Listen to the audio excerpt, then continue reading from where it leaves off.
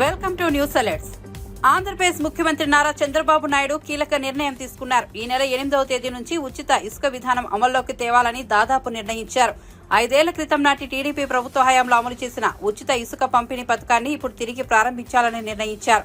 ఈ మేరకు చర్యలు చేపట్టాలని రాష్ట్ర గనుల శాఖ మంత్రి కొల్లు రవీంద్రకు ముఖ్యమంత్రి ఆదేశాలు జారీ చేశారు. ఈ పథకానికి సంబంధించి కలెక్టర్ల అధ్యక్షతన కమిటీ ఏర్పాటు చేసి ఆ కమిటీ ఆధ్వర్యంలో లోడింగ్, రవాణా ఛార్జీలను నిర్ణయించనున్నారు.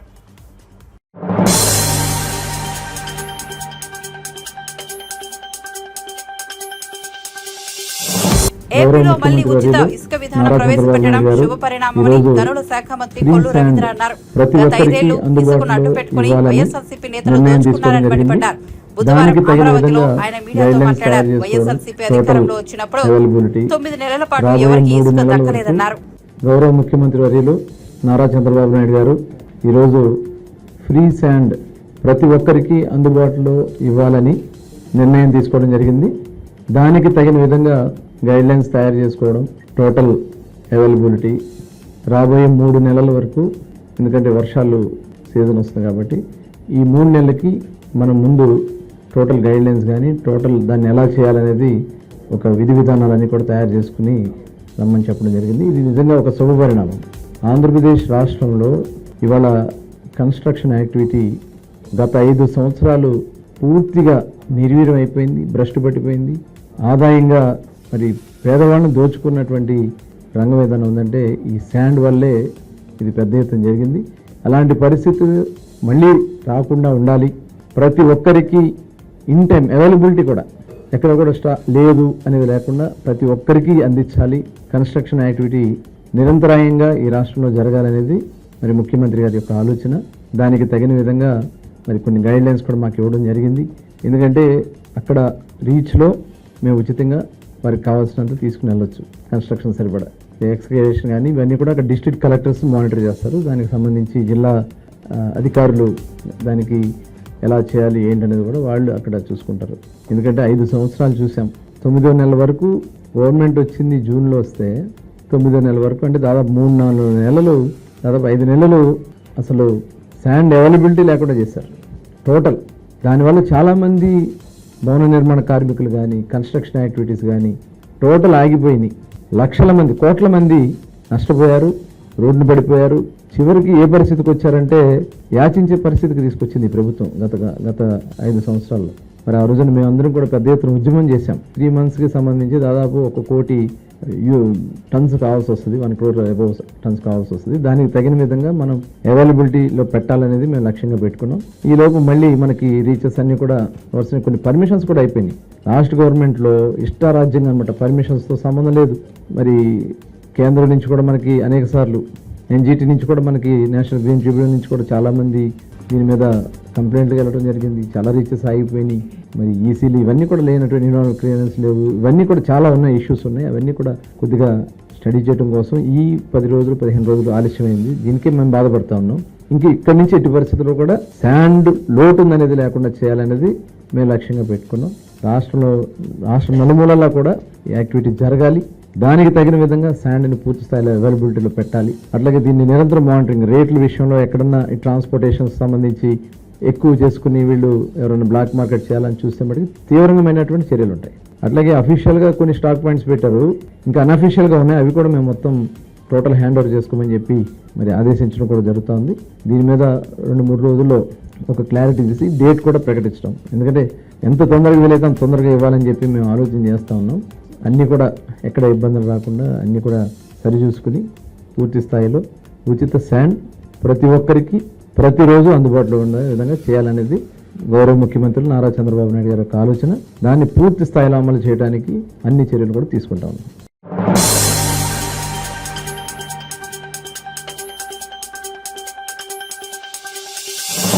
తనను అసెంబ్లీ గేటును కూడా తాకనీయమని కొందరు మాట్లాడారని, కానీ అసెంబ్లీ గేటును తాకడం కాదు, గేట్లు బద్దలు కొట్టుకుని వెళ్లామని ఏపీ ఉప ముఖ్యమంత్రి పవన్ కళ్యాణ్ అన్నారు. బుధవారం సాయంత్రం పిఠాపురంలో నిర్వహించిన వారాహి సభలో ఆయన మాట్లాడుతూ గేట్ను తాకడం కాదు, బద్దలు కొట్టుకుని వెళ్తామని టీడీపీ నేత వర్మ ముందే చెప్పారన్నారు.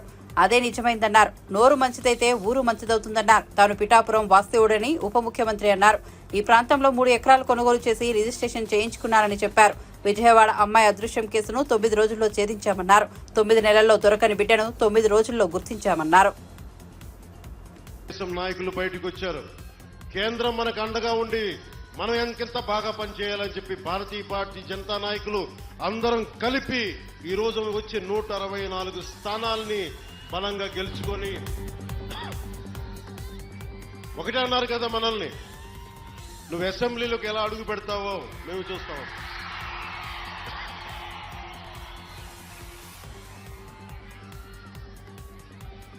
నువ్వు అసెంబ్లీలోకి ఎలా అడుగు పెడతావు, నువ్వు అసెంబ్లీ గేటును కూడా తాకలేవన్నారు. నేను ఎంత సీరియస్ గా తీసుకున్నా నాకు తెలియదు, నేను విన్నా వదిలేశా. కానీ మీరు ఇచ్చిన విజయం పిఠాపురంలో మీరు చాలా సీరియస్ గా తీసుకున్నారు.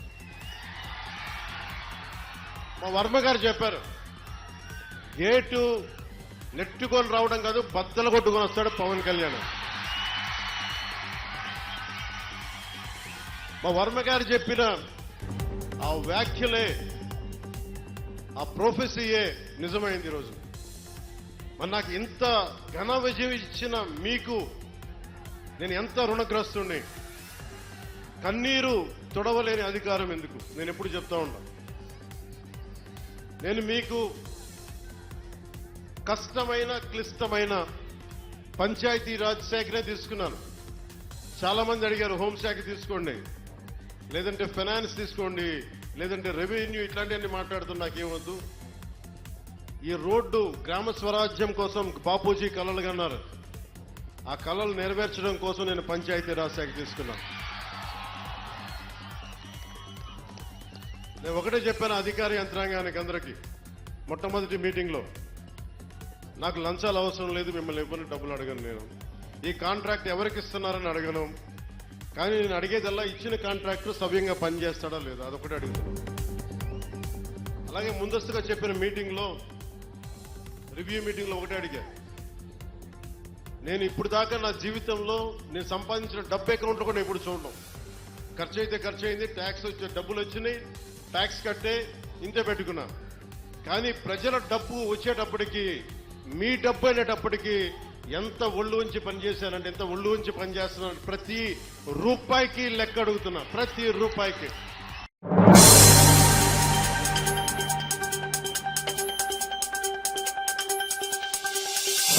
తెలంగాణ కోసం ఉద్యమం సమయంలో ఎన్నో పరిస్థితులు తట్టుకొని నిలబడ్డామని, ఇప్పటి పరిస్థితులు ఒక లెక్కే కాదని బీఆర్ఎస్ అధినేత కేసీఆర్ అన్నారు. ఎర్రవల్లి ఫామ్ హౌస్ లో బుధవారం తనను కలిసేందుకు మహబూబాబాద్, మేడ్చల్, నల్గొండ జిల్లాల నుంచి వచ్చిన కార్యకర్తలు, నాయకులతో కేసీఆర్ సమావేశమయ్యారు.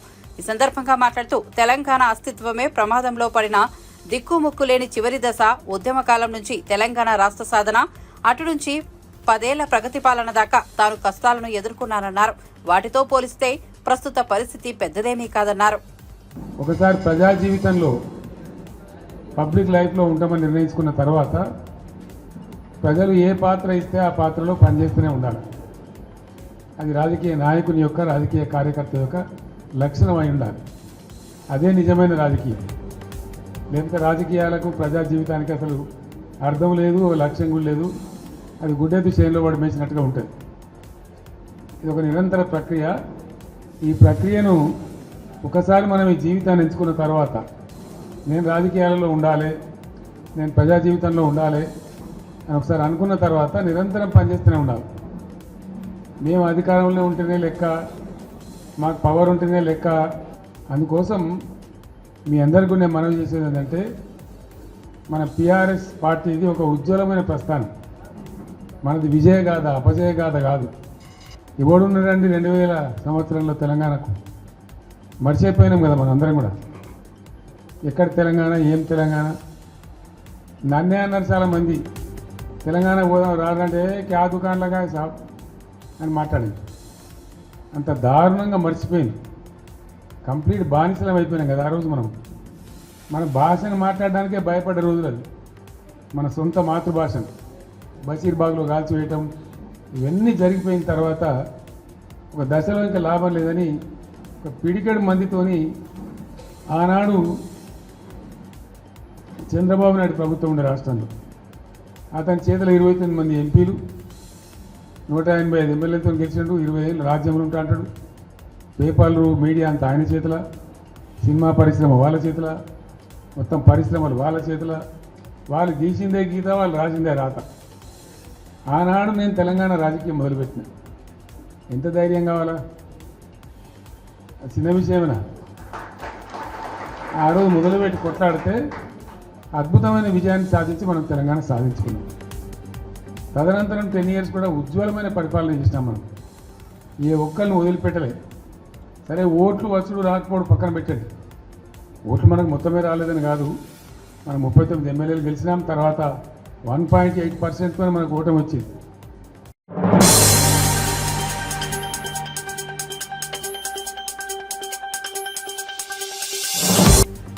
అమరావతిపై ముఖ్యమంత్రి చంద్రబాబు నాయుడు విడుదల చేసింది శ్వేతపత్రం కాదని, అది పచ్చపత్రమని మాజీ మంత్రి ఆదిమూలపు సురేష్ విమర్శించారు.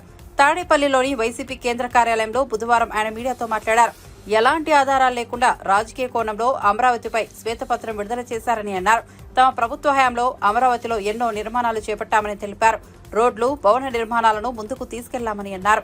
రాజధానిలో అన్ని తరగతుల వారు ఉన్నారని, తమ ప్రభుత్వ హయాంలో పేదలకు ఇళ్ల స్థలాలు ఇస్తే టీడీపీ నాయకులు అడ్డుకోలేదా అని ప్రశ్నించారు. అమరావతిలో పేదలకు భూములు ఎందుకు ఇవ్వలేకపోయారో చంద్రబాబు చెప్పాలని డిమాండ్ చేశారు. ఈరోజు కొంత సమయం కింద, అంటే 3 గంటల క్రితం గౌరవ ముఖ్యమంత్రి వర్యులు శ్రీ నారా చంద్రబాబు నాయుడు గారు సిఆర్డీఏ మీద అమరావతిని నిర్మాణం చేసే దిశలో వారి యొక్క విధానం చెప్తామని, ఇప్పటి వరకు సిఆర్డీఏ పరిధిలో ఏం జరిగింది, ఎక్కడ ఉంది అనే దాని మీద ఒక శ్వేతపత్రం విడుదల చేస్తామని చెప్పి ఒక ప్రజెంటేషన్ ఇవ్వడం జరిగింది. ఆ ప్రజెంటేషన్ నేను కూడా చూడడం జరిగింది. అది శ్వేతపత్రం అని చెప్పేదానికన్నా పచ్చపత్రం, లేకపోతే వైసీపీ ప్రభుత్వం మీద నీలాప నిందలు వేసే పత్రం, నిరాధారంగా ఆధారాలు లేకుండా అభియోగాలు మోపుతూ 5 సంవత్సరాల కాలంలో వైసీపీ అమరావతి నిర్మాణాన్ని అడ్డుకుందని ఒక అంశాన్ని తీసుకొచ్చే ప్రయత్నం చేస్తూ అమరావతి విధ్వంసానికి వైసీపీ ప్రభుత్వం పాల్పడిందని,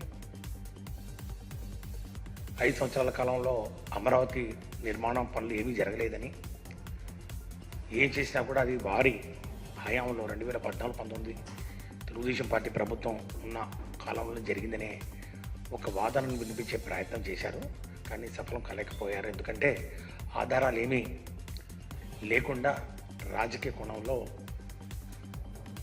ఆ యొక్క ప్రజెంటేషన్ సాగిందనే విషయాన్ని కూడా ఈరోజు మీ అందరికీ మనం చేసుకుంటా ఉన్నాం. ఒక శ్వేతపత్రం రిలీజ్ చేయాలన్నప్పుడు ఏ అంశం మీదైనా కూడా వాస్తవాలు, గణాంకాలు, ఆధారాలతో పాటు వాటిని కోట్ అన్కోట్ చేస్తూ ప్రజెంటేషన్ చేస్తే బాగుండేది.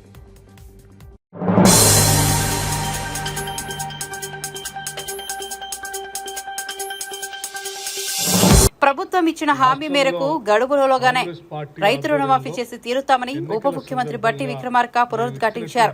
కాంగ్రెస్ పార్టీ ఇచ్చిన హామీలు అమలు చేయకపోతే ప్రజల్ని రెచ్చగొట్టి తిరిగి అధికారం పొందామనుకున్న బీఆర్ఎస్ నేత ఆశలు నెరవేరవని పేర్కొన్నారు. 4 గోడల మధ్య కాకుండా ప్రజలతో చర్చించి రైతు భరోసాపై నిర్ణయం తీసుకుంటామని ప్రకటించారు. త్వరలో జాబ్ క్యాలెండర్ విడుదల చేస్తామన్నారు. నడిచి 5 ఏళ్లు పూర్తయితే కూడా ఆ ₹1,00,000 కూడా రుణమాఫీ చేయనటువంటి టీఆర్ఎస్ నాయకత్వం, కాంగ్రెస్ ప్రభుత్వం రుణమాఫీ ఇంకా చేయట్లేదని అరిసి గీ పెడతా ఉన్నారు. మీరేం అరవాల్సిన అవసరం లేదు, గీ పెట్టాల్సిన అవసరం లేదు. కాంగ్రెస్ పార్టీ ప్రభుత్వం ప్రజలకి మేము ఇచ్చినటువంటి వాగ్దానాన్ని తూచా తప్పకుండా అమలు చేయాలనేటువంటి అంకిత భావంతో మేము ఉన్నాం. ప్రజల కోసం తప్పనిసరిగా త్వరలోనే ఆ శుభవార్త కూడా వింటాం. అలాగే రైతు భరోసా సంబంధించి కూడా మేము రైతు బంధు నుంచి రైతు భరోసా చేసే ప్రక్రియలో ఇచ్చే రైతు భరోసా మొత్తం కూడా పూర్తి స్థాయిలో వ్యవసాయాన్ని అభివృద్ధి చేయడం కోసం రైతాంగ సోదరులకి అందించాలనేటువంటి పట్టుదలతో ఉన్నాం. రైతు భరోసా సంబంధించి రాష్ట్ర ప్రభుత్వం మీరు చూసుంటారు, ఒక సబ్ కమిటీ కూడా నియమించింది విధి విధానాలు నిర్మించడం. సో విధి విధానాలు నిర్ణయించేటప్పుడు మేము సొంతగా నిర్ణయాలు చేయదలుచుకోలేదు. ప్రజల డబ్బు ఇచ్చేది ప్రజలకి, రైతులు. సో ప్రజలందరి మధ్యలో చర్చకు పెట్టి అన్ని జిల్లాల్లో కూడా సాధ్యమైనంత వరకు పాత 10 జిల్లాల్లో స్టేక్ హోల్డర్స్ అందరితో మాట్లాడి అందరి అభిప్రాయాలు తీసుకున్న తర్వాత ఆ అభిప్రాయాలన్నింటినీ కూడా కూలంకషంగా కూర్చి డెఫినెట్గా రేపు పొద్దున జరిగేటువంటి బడ్జెట్ సమావేశాల లోపలనే ఒక రిపోర్ట్ ప్రభుత్వానికి ఇచ్చి ఆ రిపోర్ట్ని అసెంబ్లీలో చర్చకు పెట్టి అంతిమంగా అందరం చర్చించిన తర్వాత విధి విధానాలు రూపకల్పన చేసి దాన్ని కూడా చేస్తాం. సో ఈ నిర్ణయాలు చేసే ప్రక్రియ అంతా కూడా మేమేదో 4 గోళ్ల మధ్యలో కూర్చొని మా ఇష్టాన్ని రీతిగా చేసుకుంటున్నాం, ఎవరైనా అక్కడెక్కడ మాట్లాడుతూ అన్నట్టు వార్తలు వింటాం. ఏం లేదు, మాది చాలా ట్రాన్స్పరెంట్ ప్రభుత్వం. ప్రజలకు అకౌంటబుల్గా కూడా ఉండాలనుకుంటున్నాం. ప్రజలు కట్టే ప్రతి పైసను కూడా ఎవరికి ఇవ్వాలి, ఎవరి కోసం ఖర్చు పెట్టాలనేది ప్రజల్ని అడిగి వారందరి అభిప్రాయాల మేరకే ఖర్చు కూడా పెడతాం. సంపద సృష్టిస్తాం, పంచుతాం.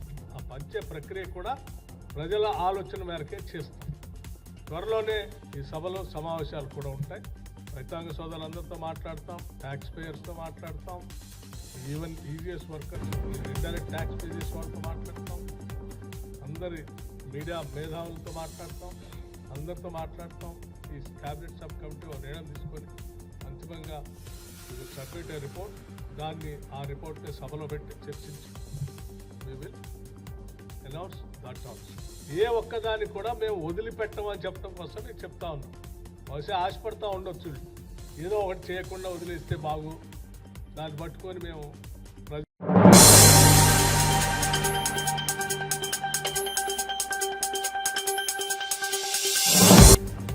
గత ప్రభుత్వంలో టూరిజం శాఖలో దుర్మార్గాలు జరిగాయని పర్యాటక శాఖ మంత్రి కందుల దుర్గేష్ ఆరోపించారు. గత ప్రభుత్వానికి టూరిజం శాఖ అధికారులు అనుకూలంగా వ్యవహరించి భారీగా అవినీతికి పాల్పడ్డారని విమర్శించారు. తూర్పుగోదావరి జిల్లాలో కందుల దుర్గేష్ బుధవారం మీడియాతో మాట్లాడుతూ పులివెందులలో పర్యాటకం పేరుతో దోచుకున్నారని ఆరోపించారు. సందర్భంలో వారి జయంతిని వర్ధంతిని కూడా ప్రతి సంవత్సరం క్రమం తప్పకుండా నిర్వహిస్తున్నటువంటి కొండలరావు గారిని ప్రత్యేకంగా అభినందిస్తూ, అదేవిధంగా ఇక్కడ పార్టీలకు అతీతంగా అన్ని పార్టీల వారు ఈ గోదావరి బిడ్డలుగా ఈ గోదావరి సంస్కృతిని ప్రతిబింబించే విధంగా అందరూ నాయకులు కూడా ఒక వేదిక మీదకి వచ్చి ఈ కార్యక్రమంలో పాల్పంచుకుంటున్నాం. ఎక్కడైతే పర్యాటక అభివృద్ధి జరగాలని మనం కోరుకుంటున్నామో, ఏవైతే సందర్శకులను ఎక్కువగా ఆకర్షించేటువంటి ప్రాంతాలు ఉన్నాయో ఆ ప్రాంతాలను అభివృద్ధి చేయాలని ఈ ప్రభుత్వం కృతనిశ్చయంతో ఉంది. ముఖ్యమంత్రి గారు కానీ ఉప ముఖ్యమంత్రి గారు కానీ. అయితే ఇవాళ మనం చూసాం గత ప్రభుత్వంలో ఎంత దుర్మార్గం జరిగిందో. ఇవాళ తాజాగా వెలుగులోకి వచ్చినటువంటి మరో అంశం, అక్కడ పులివెందుల్లో 4 స్టార్ హోటల్ కడతాం, అది టూరిజం తరఫున చేయాలనేటువంటి ఆలోచన చేసి 12 కోట్ల పైచిలకు దాన్ని కొని దాన్ని అభివృద్ధి చేయడానికి 27 కోట్ల రూపాయలు వెచ్చించి దానికి ఆ రోజున ఉన్నటువంటి పర్యాటక అభివృద్ధి సంస్థ ఏదైతే ఉందో దాని చైర్మన్ గారు కానీ అక్కడ ఉన్నటువంటి వారు కానీ ఇచ్చినటువంటి శాంక్షన్లు ఏవైతే ఉన్నాయో ఇవి దారుణమైన అంశాలు. పులివెందులు ఎవరు వెళ్తారండి? పులివెందులు వెళ్ళి అక్కడ సందర్శకులు వెళ్ళేటువంటి ప్రాంతం అది. తిరుపతిలో డెవలప్ చేయండి, అర్థం ఉంది. వైజాగ్లో డెవలప్ చేయండి, అర్థం ఉంది. రాజమండ్రిలో చేయండి, విజయవాడలో చేయండి, ఇంకా అనేక ప్రాంతాలు సుందరమైన ప్రాంతాలు ఉన్నాయి. అక్కడికి మనం 4 స్టార్ ఫెసిలిటీ తోటి సందర్శకులను ఆకర్షించడానికి పెట్టాలి. కానీ పులివెందులు లాంటి ప్రాంతంలో అక్కడ ఉన్నటువంటి తమ సొంత మనుషులకి పూర్తి స్థాయిలో లాభం చేకూర్చడానికి ఆనాటి ప్రభుత్వం చేసిన పని ఏంటంటే, అక్కడ ఖాళీగా ఉన్నటువంటి ఒక స్థలాన్ని, ఖాళీగా ఉన్నటువంటి ఒక బిల్డింగ్ని 4 స్టార్ హోటల్గా రూపొందించడానికి, దాన్ని పర్యాటక అభివృద్ధి కేంద్రం తరఫున దాన్ని కేటాయించడం అనేటువంటిది తీవ్రంగా తప్పు పట్టాల్సినటువంటి అంశం. ఈ విషయంలో నేను చెప్తున్నాను, ఏదైతే పర్యాటక శాఖ ఉందో దాంట్లో కూడా ప్రక్షాళన చాలా అవసరం. గత ప్రభుత్వం ఆ రోజు ఉన్నటువంటి పద్ధతులు, ఆ రోజున వారు పెట్టుకున్నటువంటి ఉద్యోగస్తులు అనేక మంది చాలా రకాలుగా ప్రభుత్వంలో ఉన్నటువంటి పెద్దలకు ఉపయోగపడే విధంగా, వాళ్ళు లబ్ధి పొందే విధంగా అనేక అసందర్భపు ప్రాజెక్టులన్నీ కూడా చేపట్టారు. అందులో భాగమే పులివెందుల ప్రాజెక్టు. మేము ఒకటే మనవి చేస్తున్నాం ముఖ్యమంత్రి గారికి, ఉప ముఖ్యమంత్రి గారికి, మొత్తం మనం పర్యాటక శాఖను ప్రక్షాళన చేయాల్సిన అవసరం ఉంది. అనేక మంది దొంగలు ఉన్నారు అందులో. వాళ్ళందరూ గత ప్రభుత్వం తాలూకు మైండ్ సెట్తోనే నడుస్తున్నారు. వాళ్ళందరినీ ప్రక్షాళన చేసి సరికొత్త టీముతోటి ఆంధ్రప్రదేశ్ రాష్ట్ర పర్యాటక అభివృద్ధి జరగాలనే విషయంలో మేము కృతనిశ్చయంతో ఉన్నాం అన్నటువంటి మాట తెలియజేస్తాం.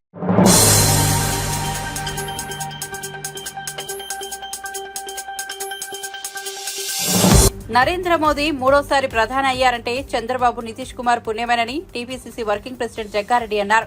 బుధవారం ఆయన మీడియాతో మాట్లాడుతూ చంద్రబాబు అపాయింట్మెంట్ అడిగితే ఇవ్వని మోదీ ఇప్పుడు అదే చంద్రబాబు పుణ్యంతో ప్రధాని అయ్యారన్నారు. పవన్ కళ్యాణ్ ను ముందు పెట్టి బీజేపీ గేమ్ ఆడిందని విమర్శించారు. రాహుల్ గాంధీ కుటుంబానిది త్యాగాల చరిత్ర అయితే బీజేపీది, ప్రధాని మోదీది మోసాల చరిత్ర అని ఆయన విమర్శించారు. మోదీ ఇచ్చిన ఏ హామీని నెరవేర్చలేదన్నారు. జాతి విరుచుకొని మాట్లాడిన మోడీ గారు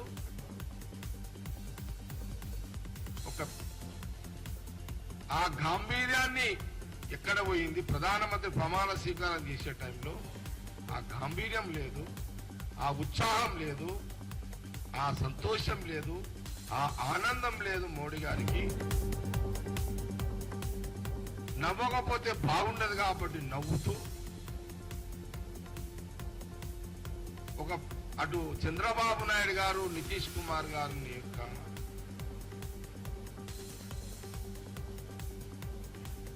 సరే ఆయన పెద్ద మనిషి, మనం కొంత వయసుకు మర్యాద ఇవ్వాలి, హోదాకు మర్యాద, వాళ్ళ యొక్క బలంతో ఈరోజు మూడోసారి ప్రధానమంత్రి మోడీ గారు అయ్యారు. కానీ విచిత్రం ఏంటంటే దేశంలో మోడీ గారు ఫస్ట్ ఫోన్ కాల్ పొద్దున్న ఎవరికి చేసిండు? చంద్రబాబు నాయుడు గారికి చేసిండు. అంతమంది చంద్రబాబు నాయుడు గారు అపాయింట్మెంట్లు అడిగితే కూడా దొరకలే మోడీ గారి దగ్గర, అమిత్ షా గారి దగ్గర. అంతకుముందు జగన్ కి దొరుకుతుండే మళ్ళా. కానీ ఎప్పుడు చంద్రబాబు నాయుడు గారికి అపాయింట్మెంట్ దొరకకుండా. అందుకే బీజేపీ పార్టీ ఏం చేసిందంటే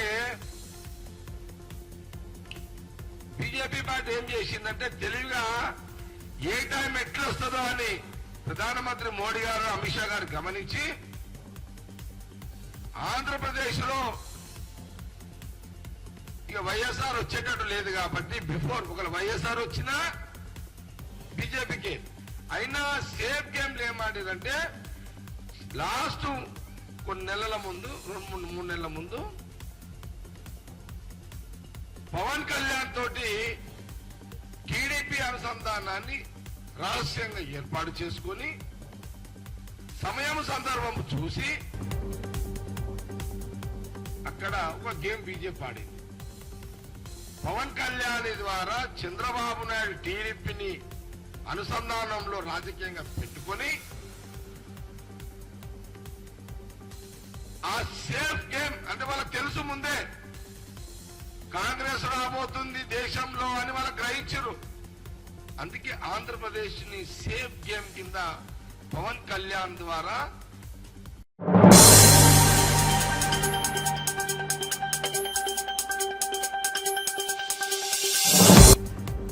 ప్రతిపక్షంలో ఉన్నప్పుడు ముఖ్యమంత్రి రేవంత్ రెడ్డి చాలా మాట్లాడారని, ఇప్పుడు దాటవేత ధోరణి అవలంబిస్తున్నారని మెదక్ బీజేపీ ఎంపీ రఘునందన్ రావు విమర్శించారు.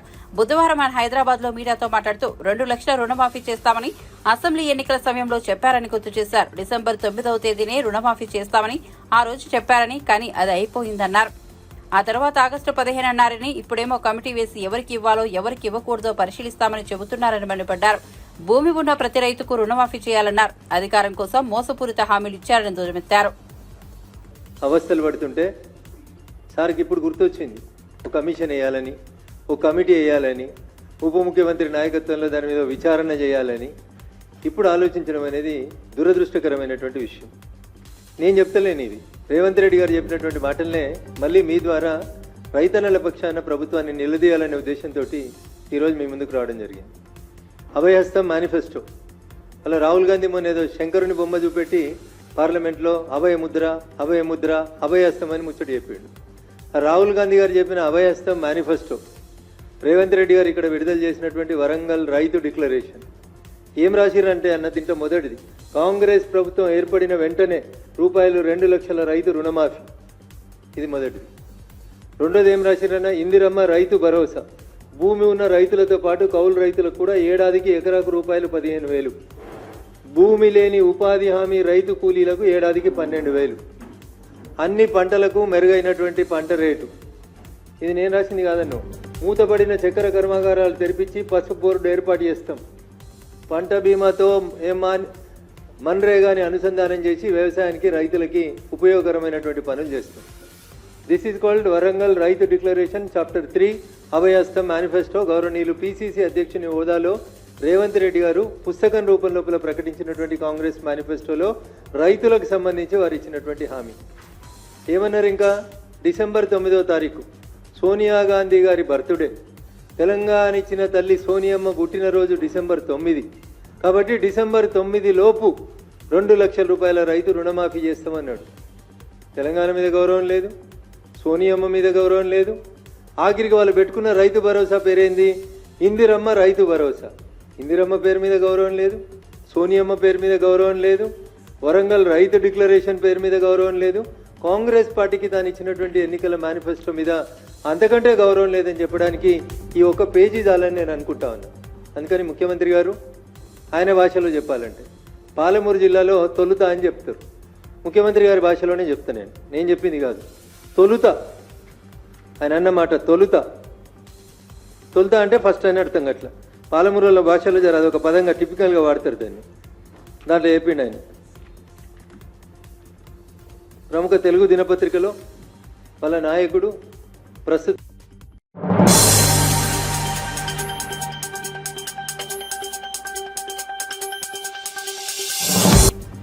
కాంగ్రెస్ లో చేరికల పర్వం కొనసాగుతోంది. కారు దిగుతున్న పలువురు నేతలు హస్తం కూటికి ఒక్కొక్కరుగా చేరుతున్నారు. ఈ క్రమంలోనే సీనియర్ నేత రాజ్యసభ సభ్యుడు కె కేశవరావు కాంగ్రెస్ తీర్థం పుచ్చుకున్నారు. ఢిల్లీలోని సీఎం రేవంత్ సమక్షంలో కండువా కప్పి ఏఐసీసీ ప్రెసిడెంట్ ఖర్గే పార్టీలోకి కేకేను ఆహ్వానించారు. కాంగ్రెస్ అగ్రనేత రాహుల్ గాంధీ, పార్టీ ప్రధాన కార్యదర్శి కేసీ వేణుగోపాల్, రాష్ట్ర వ్యవహారాల ఇన్ఛార్జ్ దీపాదాస్ మున్షి, తెలంగాణ సీఎం రేవంత్ రెడ్డి ఈ కార్యక్రమంలో పాల్గొన్నారు. కేకే కుమార్తె హైదరాబాద్ మేయర్ విజయలక్ష్మి గతంలో ముఖ్యమంత్రి రేవంత్ రెడ్డి సమక్షంలో కాంగ్రెస్ లో చేరిన విషయం తెలిసిందే.